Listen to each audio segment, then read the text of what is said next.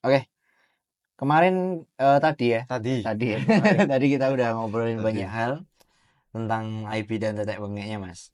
Nah, coba aku sebenarnya penasaran juga ya. Apa tuh, Mas? Beberapa hal itu di industri forex ya, terutama ya.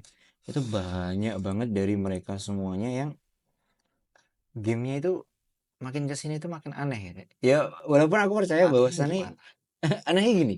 Ya, aku lihat banyak nih ya kan orang-orang yang cara Heeh. marketingnya ya kita bongkar marketingnya mereka. Jadi kalau misal Oh, ini ada kita masih ngomongin IB jadinya. ya enggak Oh, enggak. enggak lebih mengarah ke cuplikan dikit ya. Oke. Cuplikan dikit ya. Oke. Nah, marketingnya mereka tuh sangat barbar. Ya, kalau diomong aneh enggak, tapi Ah, lebih ke ah. barbar ya.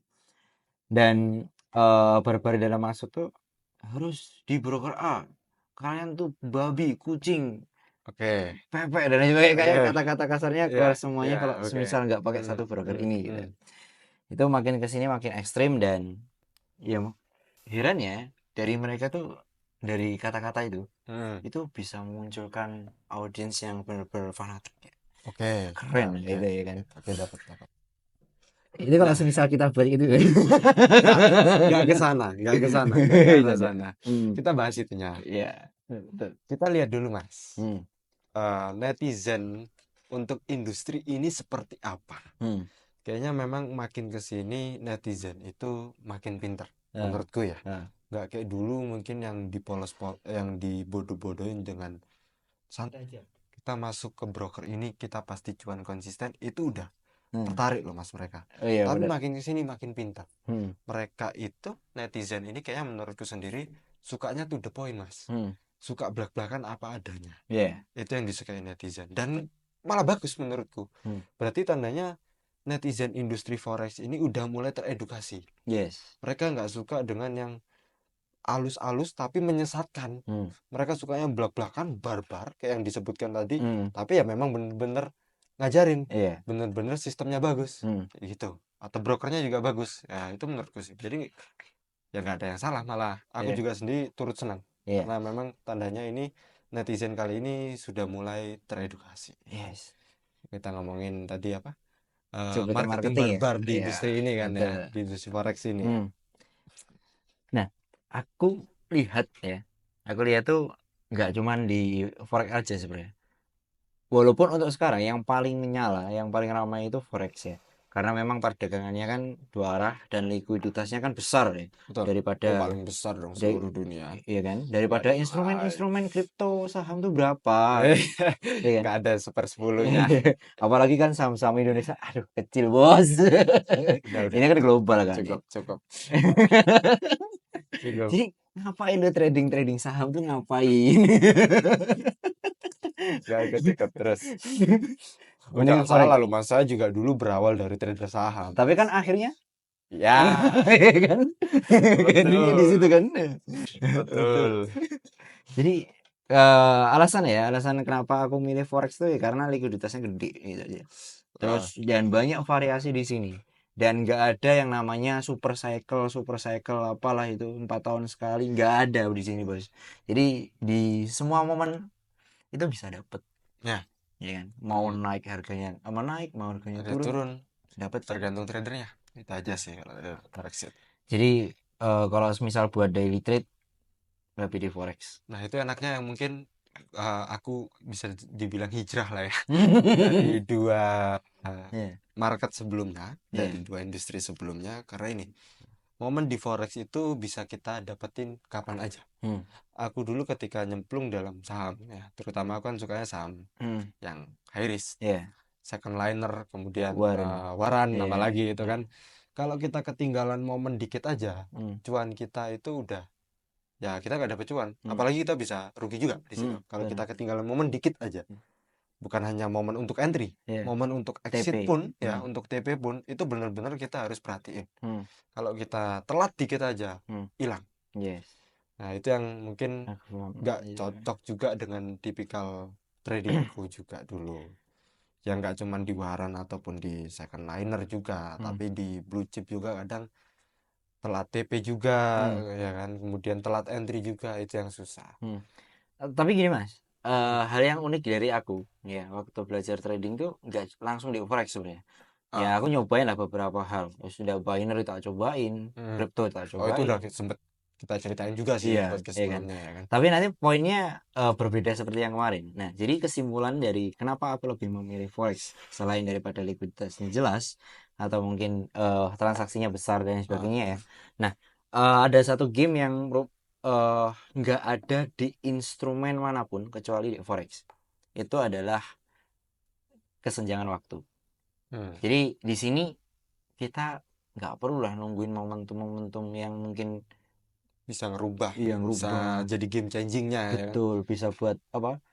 Permainan big money. Masa Hmm. iya ya kan? Hmm. Hmm. Masalah Trump apa? Masalah presiden Politik AS ya. politik Hmm. bisa mempengaruhi harga kripto itu nggak nalar gitu. Oke. Ya walaupun ada dari Oke. segi makroekonominya kan cuman impactnya kan terlalu besar. Terlalu besar, Jadi oke. otomatis kalau semisal dengan seperti itu kan gampang dipermainkan sama media kan. Betul, Kita orang-orang besar tembak media des des buat ini betul. Nah, buat itulah pom-pom munculnya harga. kenapa di industri-industri sebelumnya yang Hmm, aku ikutin itu juga, hmm, ketika ada media yang ikut bermain, hmm. ya wassalam. Iya, betul. Salah satu korbannya saya ini. Itu Aku yang yang makanya paling ngasih gak tahu aku juga. sukain kayak gitu loh. Sedangkan untuk industri forex ini mau media, mau main model gimana sih, Hmm, ya kan? Kecuali untuk mungkin geopolitik dunia itu masih berpengaruh lah ya. hmm, Ya kayak kejadian perang, iya, kejadian pemilihan presiden US itu kan juga akan mempengaruhi US dollar. Itu hmm, tentu juga pasti bakal pengaruh untuk industri ini. Cuman nggak bakal sevolatil atau sebesar daripada industri-industri lainnya, iya, betul. ya kan? Hmm, Industri betul. lainnya itu kita nembak berita aja, Hmm, berita bodong di salah satu website, investor ini bahkan bisa percaya loh. Kita bisa nebar FUD ya, atau iya, nebar food. FUD ya, Hmm, nebar ketakutan, nebar fear ini, hmm, harga itu bisa dam nggak karu-karuan. iya, Panic selling itu terjadi di mana-mana. betul. Yang akhirnya ya korbannya investor ini sendiri. Hmm, Itu yang hmm, nggak aku suka dari industri-industri sebelumnya. Kecuali mungkin yang kita ngomonginnya big caps ya, hmm, atau yang memiliki market cap yang besar. Kayak yes. di industri kripto itu ada Bitcoin, Hmm, ya kan? Itu mungkin berita-berita kecil-kecil itu yang kita bisa bikin sendiri nggak pasti nggak bakal pengaruh, ya iya, kan? betul. Ataupun di saham sendiri yang kita ngomonginnya big market cap juga, Hmm, itu ya untuk berita-berita ecek-ecek, netizen atau investor juga pasti mencari untuk validasinya kembali. yes, yes. Tapi ya balik lagi ketika berita itu atau food itu terjadi, fear Hmm, itu terjadi secara bersamaan, hmm, panic selling itu nggak bisa dicegah loh. iya, betul. Panic selling itu nggak bisa dicegah. Sedangkan di industri ini apa ada yang namanya panic selling? Hmm. Nah, selain itu mas ya, aku lihat ya di saham kripto tuh mereka secara bandarmologi itu sebenarnya satuan. Jadi bisa dikendalikan sama satu orang doang. Jadi bandarnya kalau semisal di saham itu kan si owner daripada perusahaannya itu sendiri kan. Oh jelas, Ya kan? Jadi kalau semisal mau goreng-goreng harga, tinggal aja permainin sama ownernya kan ya. Ya jelas, kan? jelas. Tinggal kerja sama-sama Iya, influencer. jelas. Eh, Jadi jadi kalau semisal ngomongin forex nih ya. Forex siapa bandar dia nggak ada satuan, dia nggak ada personal. Ya, Betul. nggak ada mungkin Ketangkep anggota di dalamnya nggak individual, ada. ya Hmm. betul. Jadi kalau semisal mau ngepom-pom pun mau sampai bego nggak bakal gerak itu. Mau bakal yang miliaran pun di sini nggak bakal mempengaruhi market. Iya, Ya selain memang kita tradingnya di derivatif ya, iya betul. tapi ya untuk uang miliaran pun Hmm, menggerakkan US dollar hmm, itu pasti nggak bakal bisa, iya, ya satu kan? triliun pun nggak gerak itu. Kecuali daripada governmentnya sendiri Iya. atau big banknya sendiri itu masih ada chance atau memang bisa Hmm, seperti itu. Tapi kalau untuk retail trader seperti kita sangat-sangat tidak bisa bermain di industri hmm, ini. Ini yang aku suka. iya. Nggak ada hubungan antara individual dengan para tradernya Hmm. atau dengan marketnya sendiri. Terus kemarin tuh ada beberapa 3 bulan atau mungkin 6 bulan kemarin ya. Hmm, Itu kan ada rame tuh di Twitter. hmm, Ada salah satu influencer dia nimba aset 1% daripada market cap. Terus akhirnya kan record sama jadi di record sama Well Alert dan itu kan menjadi viral. hmm. Dan bodohnya nih orang-orang kok malah bahkan trust sama dia. Padahal otomatis kalau semisal dia bisa gerakin market, dia bisa melakukan apapun itu. Dump and pump secara Iya, bersamaan. betul. Dia di pump, tem. ya kan? Otomatis kan orang-orang yang fans, ya kan? Orang-orang yang mungkin fanatik sama dia bakal des. Hmm. Ketika udah naik, dia dijual semuanya. Apa nggak buntung? Kok bisa-bisanya percaya malahan? Itu Yang aku mungkin udah heran itu itu. mungkin ini ya. Itu kasus yang terjadi di industri kripto kan ya. Bener. Industri kripto di salah satu token, salah Hmm, satu koin ya kan. hmm.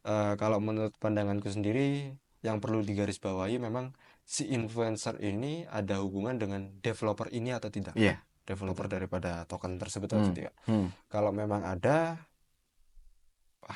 nggak tahu itu. Iya. Aku sendiri angkat tangan. Tapi aku yakin 100% dia ada hubungan sama developer Ya project kalau itu tersebut. nggak tahu lah kita di Iya, balik layarnya gimana. Tapi kalau memang nggak ada, misal nih aku sebagai influencer kripto nih ya, iya. sebagai influencer kripto asetku udah let's say triliunan ya Hmm, kan atau ratusan M bisa menggerakkan market nih. hmm, Aku tembak satu token atau satu koin ya, hmm. satu koin yang aku suka dan memang aku udah riset dalam-dalam. Iya. Ada utility juga untuk token ini Hmm, atau untuk koin ini ada utility juga hmm. gitu. Aku tembak, des, aku bisa menggerakkan market. Iya. Para klienku, para memberku, para followingku ini, para Hmm, followerku ini ikutan nembak juga. hmm. Ya sebenarnya nggak ada masalah. Iya. Aku di It's no situ problem. ikut bermain loh. Iya. Aku suka karena projectnya. Iya. Aku suka karena utility-nya. Yes. Aku suka karena memang udah riset sendiri. Hmm, Dan aku berani besar-besaran. hmm. Ternyata aku nembaknya mungkin let's say ratusan miliar gitu ya. Iya. Dan bisa menggerakkan marketnya. Hmm, Ya aku sendiri nggak punya tanggung jawab apa-apa ke hmm, kalian.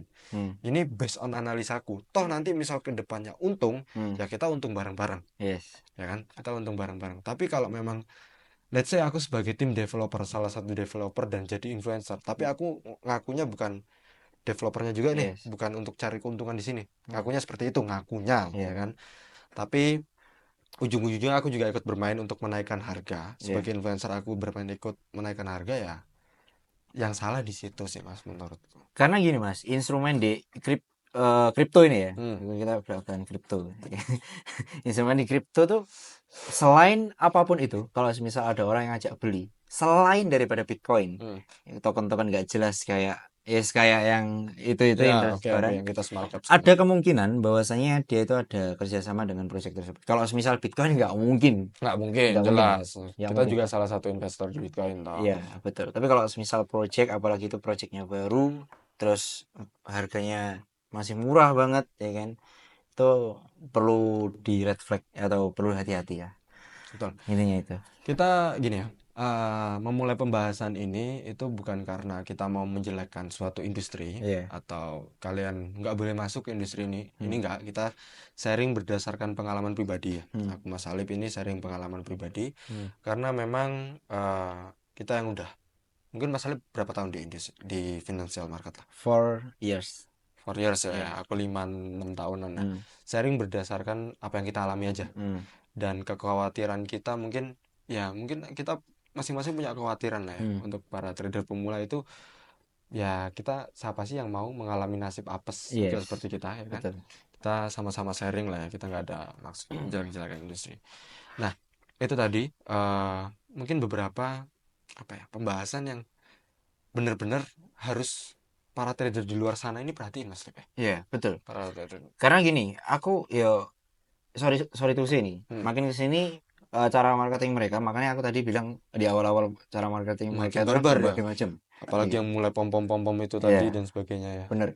Jadi di sini jangan sampai kemakan sama marketing gitu. Betul, betul. Dan lu tak nggak tahu gamenya aja. Mm-mm. Dengan nalar katakanlah nih, ya kan, di fase kripto yang sekarang, yang hype-nya itu nggak terlalu gede. Ya mungkin kalau semisal buy timing dalam 15K di BTC dan sekarang di 70K is okay, ya kan. Ya, betul. Cuman kalau semisal udah di range area 70 sampai ke 50 ini kan dia ranging terus nih. Mm-mm. Ya, nggak mungkin portofolio seorang trader itu bisa naik puluhan kali lipat di fase ini. Apalagi dia klaim bahwasanya tradingnya di big market atau mungkin di koin-koin yang market cap yang gede. Ya, Itu oh, sangat-sangat susah, impossible, Bang. sangat-sangat susah untuk Kecuali dapat makan. fee dari Ya itu project tadi, yang dia ya itu pom-pomin. tadi. Ya. Dah itu pasti.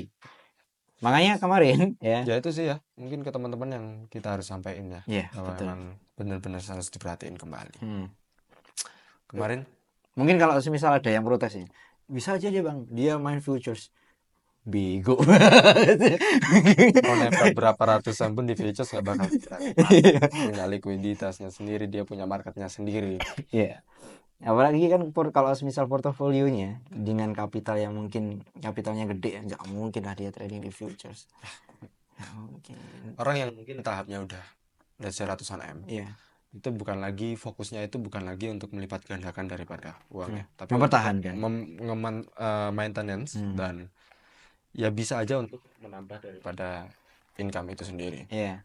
Ya kan? Betul. Ya, ngomong-ngomong masalah income nih, ngomong-ngomong masalah wealthy ya, atau harta, atau uang lah kita sebutnya ya. Sampean percaya nggak kalau uang itu bisa ngebeli suatu kebahagiaan? Bisa. Bisa banget. Dengan cara? Kalau misal kita punya uang, kita punya suatu kebebasan. Kita mau kemana, ada uang, kita langsung pergi. Kita mau beli barang, ini misal beli handphone, ya kan? iPhone 15 pun, kalau misal ada uang, kita langsung beli. Ya. Kalau misal nggak ada uang, apa yang dibeli? Berarti kalau misal lo ngerasa bahwasanya uang nggak bisa bikin bahagia, ya. Kalau misal ini paling diimpikan para anak-anak muda ya, itu bisa ngumroin orang tua dan lain sebagainya. Berarti kalau misal dia belum bahagia dengan uang yang dia punya, berarti uangnya dia belum banyak. Jadi kontennya di situ. Ya, nggak salah sih.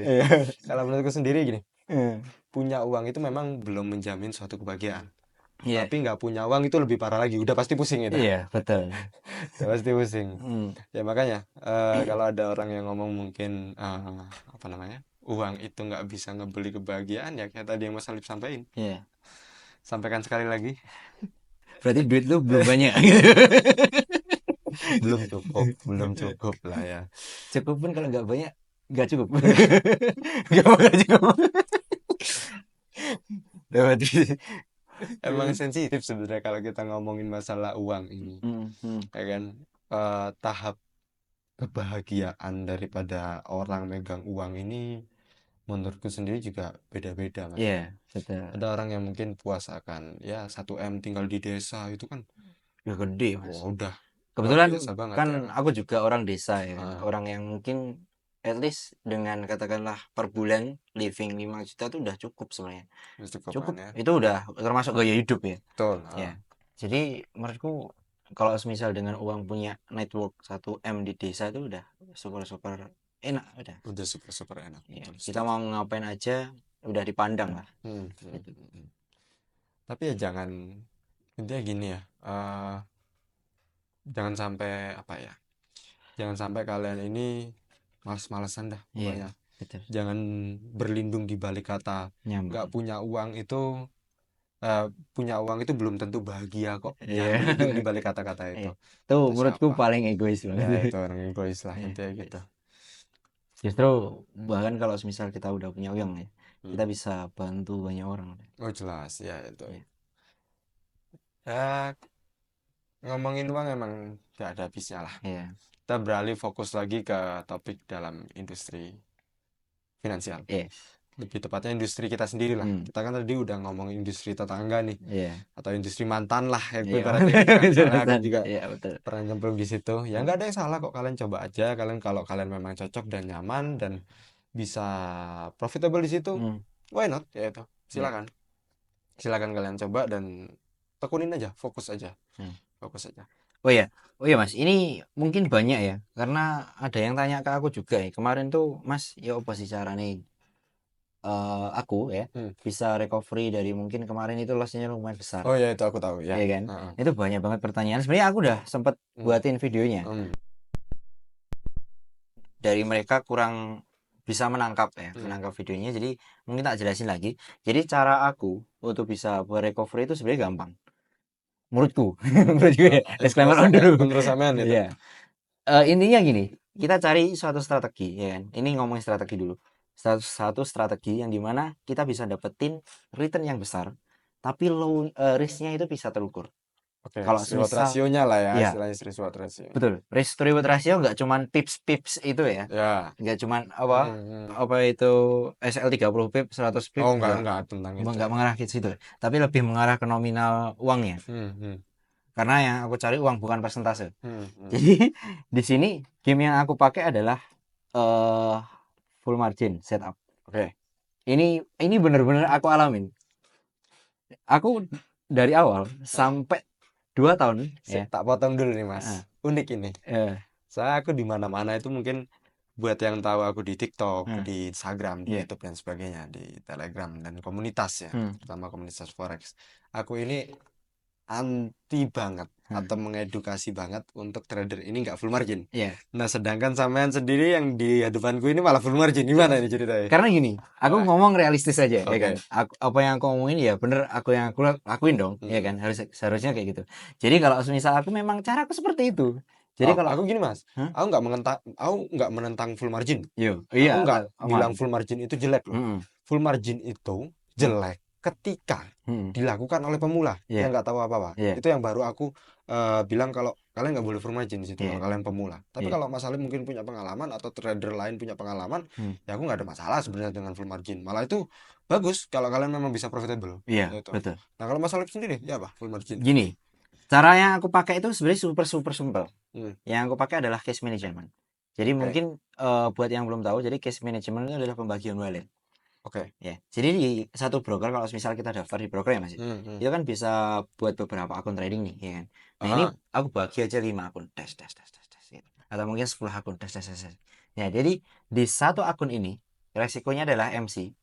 oke. Kalau misal profit itu mungkin naiknya udah puluhan kali lipat, Oke, benar ya nggak? full margin dong ya. Iya kan? Hmm. Nah, dari sini gamenya udah jelas. Katakanlah, oke, setup pertama dash MC, setup kedua dash Ini MC. let's say 5 setup lah ya. Iya, 5 setup. Let's say 5 setup. Hmm. Masa 5 setup ini MC semua sih? Iya, Ya berarti kan betul. strateginya kebacut lah Iya, istilahnya gitu kan. betul. Kalau 5 setup ini MC ya, Nah, pasti ada satu yang profit yang bisa membalikan daripada 4 ini iya, mungkin atau bahkan bisa 2, iya, ya kan? betul. Terus, Nah, dari situ, walaupun katanya ya, aku pakai modal $1.000, ah, aku bagi menjadi 10. Berarti kan masing-masing 100 ya. 100, oke. Nah, berarti kalau misal dash nih, setup pertama aja, katakan setup pertama, profit langsung 20 kali lipat, $2.000. Itu udah 100% dari gain gue awal. Ya, betul. Bener kan? Betul, Nah, bagus. dari sini, kalau misal ini akun kedua, akun ketiga, sampai akun ke-10 MC semuanya, ini masih profit 1000%, 100% gitu. Ketutup dengan yang satu tadi dong. Betul. Ya. Karena kenapa? Kalau semisal, sorry nih, ya. Ini yang aku alami sendiri. Kalau semisal kita menggunakan money management, Ah. kita butuh berapa ratus trade, berapa ribu trade tadi. Iya kan? Itu butuh trial error, butuh probabilitas dan lain sebagainya. Menurutku terlalu ribet. Malah menurutku seninya di situ. Iya betul, seninya memang di situ. Cuman kan yang perlu diperhatikan kalau misal mungkin dengan cara seperti itu, at least kita udah di fase dimana udah tinggal nyari profitnya doang kan. Oke. Nah, kebanyakan kan 90% daripada trader itu kan dia berusaha berjuang mati-matian buat gimana caranya biar recovery. Betul. Ya, jadi aku nggak nyalahin sebenarnya, nggak apa bertentangan dengan MM. Ya MM tuh penting lah. Ya penting jelas Manajemen dong tuh penting trading banget. gimana nggak yang pakai MM toh. Iya, betul. Nah, tapi ada satu case yang dimana hal itu kurang tepat menurutku. Disclaimer on dulu. Iya kan? Menurut saya. Iya. Menurut saya. Jadi yang kalau semisal kalian ada orang ya, ada trader di fase recovery, jalan satu-satunya itu biar cepat recovery. Tapi yang perlu digarisbawahi adalah harus benar-benar jaga psikologinya. Dah itu dok. PR-nya di situ. Masalah setup aku yakin semuanya bisa. Emang kelihatannya kayak gampang. Iya. Cuman ketika dilakuin Iya. susah. Iya. Dan betul. nggak semua orang bisa dan tidak untuk pemula menurutku. At least kalian punya pengalaman lah di situ. Jadi kayak gitu mas caraku. Berbeda mungkin sama trader-trader yang lain. Aku bisa pasti ini. Trader-trader di luar sana bilangnya MM. Di dalam diam-diam dia full margin. Enggak. Banyak aku gak ngomongin Iya. lu ya. Nggak ada kayak itu. Banyak di luar Iya, sana itu. betul. Ya, termasuk itu. Ya, gitu. Nah, di belakang Di gitu. luar gitu. Jadi kayak gitu. Karena ya memang caranya gamenya seperti itu. Full margin nggak salah. Tapi kalau misal full marginnya itu digunakan dengan cara yang tepat, ini bisa membuatkan gain yang lebih besar daripada strategi-strategi pada Nggak umumnya. ada yang salah dengan full margin tuh, nggak ada yang salah. Iya. Yang salah itu ketika pemula ngelakuin, Hmm. dia nggak tahu apa-apa tentang full margin, tekniknya dia belum nemu tapi dilakuin full margin, itu yang salah. Iya. Apalagi yang mengajarkan full margin pada pemula, itu yang aku gak suka. Iya. Sebenarnya di situ Iya. bukan teknik full margin yang salah, Hmm. tapi pengajaran terhadap pemula yang pemula ini nggak tahu apa-apa. Iya. Itu ya. Kemarin tuh unik mas, gini, ya kan? Aku kan nemu suatu komunitas kemarin, Hmm. ya kan? Ya nggak sengaja lah ya Oke. kan. Jadi temanku kan gabung di dalam komunitas tersebut. Hmm. Aku simak lah. Ini nggak ada niat buat nyolong materi atau enggak. Hmm. Cuma nyimak doang. Dia sering kali ya, dia ngomongin jaga MM ya, jaga MM. Jangan entry dulu bahaya, riskan dan lain sebagainya. Ah, kapan entry-nya bos? Kayak gitu terus bahkan mungkin seminggu bisa cuman 2 kali, 3 kali. Yo at least kalau semisal swing nggak masalah lah ya. Ya, oke. Udah Nah, ratusan seperti pip itu gitu. ya. Ini sekali entry 30 pip TP, udah 3 seminggu cuman sekali entry. Ini lu nggak bisa trading atau lu ngapain gitu. Unik ini, aduh, kok bisa ya orang kayak gini? Ya ada sih mas, kan trader itu punya 1001 cara lah. Iya, sip. Trader itu punya caranya masing-masing lah. Betul. Tapi kalau kebanyakan cara nggak entry-entry ya buat apa ya? Kebanyakan gambar-gambar ya kan buat apa itu? Ya banyak cara lah ya kita mengenai industri ini. Iya. 1001 cara. Semua orang bisa menemukan caranya masing-masing. Yes, aku Ya setuju. kita sama-sama menghargain aja ya. Nggak ada niatan untuk apa ya mas Lip namanya, menjelek-jelekan satu metode, satu industri ataupun satu market ya kan, kita nggak ada. Cuman niat kita mengedukasi biar kalian itu nggak salah dan kalian temuin industri yang terbaik, metode yang terbaik dengan cara kalian masing-masing. Iya, aku setuju itu. Itu ya niat kita di awal seperti itu memang, ya kan? Yes. Nggak ada yang salah dengan metode apapun, industri apapun. Yang penting individualnya sendiri. Iya. Intinya gini, ya. Aku nggak maksain seseorang itu buat harus trading, harus Ya. jadi trader, harus di forex enggak. Enggak, memang. Kalau misal lo ngerasa bener-bener jago di suatu bidang, lo fokus di bidang tersebut, gue yakin lo bisa kaya di sana. Bisa. Mau entah itu saham, mau itu kripto, Iya. mau itu forex, Iya. ya, ataupun industri finansial lainnya, asal kalian fokus, yakin deh bisa. Bisa. Pasti jadi. Betul. Fokus dan konsisten. Yes, betul. Fokus dan konsisten. Kalau misal di saham di big market, gue yakin gak kaya sih. Sahamindo ya maksudnya. Makanya saya tobat. Disclaimer, yang dibilang di sini adalah dari miskin ke kaya. Ya, Bukan bukan dari yang kaya udah ke kaya. kaya dong. Iya. Beda Betul. dong, beda. Kalau yang udah kaya ke kaya, kalian mau trade di saham, ya mau trade kripto dimanapun bisa untuk mendouble itu. Ya tinggal saham big bank ya kan. Dalam 5 Big tahun market. naiknya gainnya cuma 100%. Lu modal 5 juta. Cuma dapat 5 juta doang. 5 juta 5 betul. tahun. Kecuali yang mungkin equity-nya itu Iya. udah 10M atau let's say 1M lah. Untuk 1 tahun naik 100% itu kan udah luar Gede, biasa ya. banget, udah gede banget 1M ya kan. Ya kan per tahun kurang lebih kan 200 juta. Ya, segitu. Ya udah gede banget. Mm. Per bulan 200 juta, bukan per tahun. Iya, betul. Itu udah gede banget. Ya itu sih. Mungkin untuk pembahasan video kali ini, ngobrol kali ini Terlalu panas. ngobrol sekarang, ngobrol pindah set lagi dan lagi habis ini kayaknya ngobrol lagi nih. Iya, betul. Tapi mungkin off kamera lah ya, kita ngomongin seluk-beluk lagi tentang industri ini. Oke, di sini yang aku omongin itu full ada datanya. Kalau misalkan anak tengok aja di video-video sebelumnya ya. Itu ini nyambung kok ya. Iya nyambung, harusnya nyambung ya. Jadi di video yang kemarin-kemarin itu aku udah sempet bahas ya, dari yang loss 200 jutaan itu bisa sampai recovery dan profit ratusan juta itu gimana, dan portofolionya gimana, udah aku share datanya di sana. Jadi dari itu udah jelas lah, nggak. Semua pasti kita ngomongin masalah data. Iya. Kita punya data, makanya kita berani ngomongin. Betul. Gue belak-belakan dan realistis di sini. Kalau aku mah netral bos. Netral. Nggak bisa netral saya. Kayaknya nggak bisa netral. Nggak bisa. Hargai saya. Makanya tadi agak pancing-pancing dikit ini. Oke, thank you semuanya ya. Yang udah setia nontonin kita. Jangan lupa apa? Subscribe. dan gabung dalam Telegram. Nanti punyanya DNA Mas bakal aku taruh dalam description, dnamas.com ya, punyanya Mas Nopal. So kalau misalkan nggak gabung bisa cek aja di deskripsi video ini. Ciao.